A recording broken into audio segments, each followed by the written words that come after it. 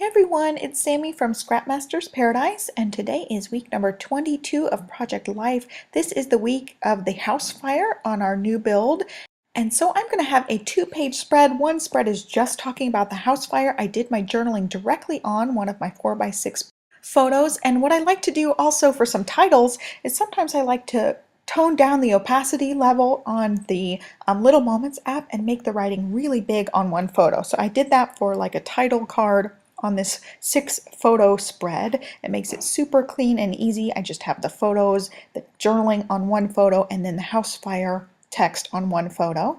And then my second page here is going to be the page that I decorate, and it's all the other pictures for the rest of the week.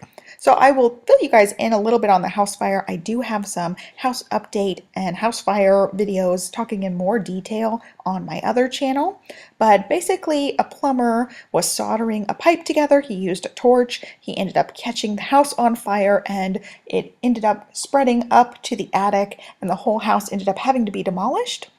I can't discuss details, but this was just the very tip of the iceberg of all of the deceptive things that went on regarding the house fire, things before the house fire, things that came out after the house fire, and so we are in legal battles with the builder of the house. They are definitely claiming that the house fire is accidental, and we have no real reason or evidence to suggest otherwise, so I think it was purely coincidence, but it just was the tip of the iceberg, let's just say that. There's lots of things going on with that in the background that we can't discuss.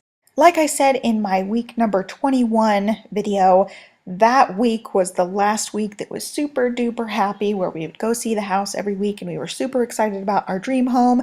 Well, everything went wrong this week, and I am really happy that I do Project Life because it has really forced me to look at the positive and look for the good and try to get those photos of our everyday life and the good things going on. And I think without Project Life, I would be in a much darker, more depressed state than I am now. Now, don't get me wrong, I am devastated about the house. I have been in a little bit of depression about the house, but overall, I still have that in the back of my mind, like, what can I take pictures of today? What can I be grateful for today? And Project Life really has helped with that. Anyway, I rambled for like a year, but it all went back to Project Life. So I ended up getting my photos arranged. I pulled out some Project Life journaling cards. I think the top one that says today is an Elle Studio, and the other two are Cocoa Daisy ones. I am still working from supplies where I'm trying to get rid of some older supplies. I've got these pretty little studio washi strips. And also I had already written out the dates on that top card just using my Slick Writer. Next, I pulled out some silver foil labels that I got from Freckled Fawn a really, really long time ago. These are just the last ones left, and I'm going to use one to put a date on the house fire photos. I ended up scrolling through my own social media to find the date of the house fire, and I did that because I've already cleared photos off my phone. I use Amazon Prime Photo as a photo backup, and so I've been clearing my phone. I've been just running out of room on my phone, so I had to make room. I didn't just have the photos to look through on my Photos app. So I just ended up putting this label right under the house fire text. I thought it looked okay just to the side where the fire word is.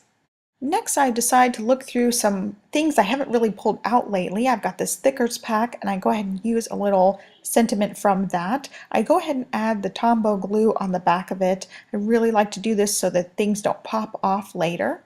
I grab a little arrow from this glitter sticker sheet that came in a Freckled Fawn kit a couple of months back. Next, I just pull out these cute little camera die cuts from Pretty Little Studio and add one to the bottom card. Inside the little lens part, I go ahead and add an enamel heart, and these came in a Freckled Fawn kit in the past as well. I will link to as many supplies as I can find for you guys in the description box down below. I also have a Project Life 2017 playlist I will link up, and also tutorials for the apps that I use for making my photos. So off camera, I went ahead and attached everything down to my cardstock because I wanted to use these cute little puffy border stickers from Freckled Fawn. These are one of my favorite things, and I believe these came in the February Freckled Fawn kit. I wanted to keep my decorating on this page very, very simple, so I just add a couple of the border strips on it. So next I wanted to add a little bit of journaling along with the porridge photo. Olivia was just having oatmeal and she really liked it because we had been reading Goldilocks and the Three Bears, and that was like the book of the week. She just was obsessed with it and we kept reading it. So I'm just kind of eyeballing the sizing of this. I just cut this little piece from an Elle Studio card that I think it said Go See Do. I'm just using one of the little arrows for my journaling section. Once I'm happy with the sizing, I go ahead and do my journaling. And by this point in the video, Olivia came in the room and wanted to know what I was doing, so I held up the photos and talked to her about it. She totally understands the concept that the house burned down, and it's really sad and cute at the same time. She says new house broken, and then she says house demolished, so she gets the idea of what happened to the house. Now Olivia really gets into quote-unquote helping me make this layout. I'm adding a couple of the adhesive pearls from a couple of kits back. I don't know if these were June or July. I think they were June. Olivia wanted to use some of these as well.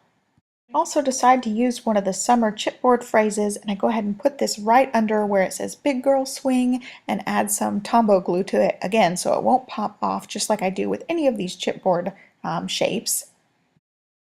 Then I decided to use some of these die-cut elements from the Doodlebug Design Fun in the Sun collection. And at this point of scrapbooking, Olivia asked for a chair so she could sit next to me and help, and it was so cute, and it was the first time she really actually helped me scrapbook. A lot of times she quote-unquote helps me scrapbook, but she actually added some pearls to this layout. I had to move a couple of them over, but it was really fun having her at the desk with me and seeing her actually help, and she was so excited to help, and I just hope that we do more and more stuff together like that. Earlier when I had added the die cuts, I forgot to mark them off of the little backer sheet. I keep these backer sheets and mark them off so I can just see really quickly what shapes I have left. These little iris containers are perfect for storing these kind of die cuts, and I have the backer sheet to keep me a little bit more organized. And actually, I had been saying iris containers, but I think I got these ones at Michael's, and they're the Michael's brand.